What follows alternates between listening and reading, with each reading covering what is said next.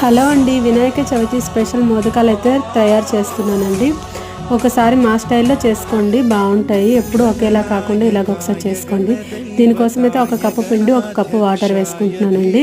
Water మరుగుతున్నప్పుడు కొద్ది sugar, salt, కొద్దిగా నెయ్యి వేసుకోవాలి. తర్వాత పిండిని యాడ్ చేసుకొని ఉండలు లేకుండా కలుపుకొని పక్కన పెట్టుకోవాలి. దీని లోపలికైతే స్టఫ్ కోసం అయితే బెల్లమును, కొబ్బరి కూరని ఇలాగైతే పాకం తీసుకోవాలండి. ఇలాచీ పౌడర్ వేసుకొని ఫైనల్లీ పాకం వచ్చినాక పక్కన పెట్టుకోవాలి. ఇప్పుడు పిండిని ఇలా గట్టిగా ముద్దగా కలుపుకోవాలండి. ఇప్పుడైతే మోదకాల స్టైల్లో అయితే ఇలా స్టఫ్ లోపల పెట్టుకొని మోదకాల షేప్లో అయితే రెడీ చేసుకోవాలి. నా దగ్గర అయితే అచ్చు లేదండి, అందుకే వచ్చిన విధంగా అయితే ట్రై చేసి చూపిస్తున్నాను. ఫైనలీ ఇది షేప్ మోదకాలు రావాలి కాబట్టి స్పోర్క్స్తో ఇలాగా సైడ్కి గంటలు అయితే పెట్టుకోండి.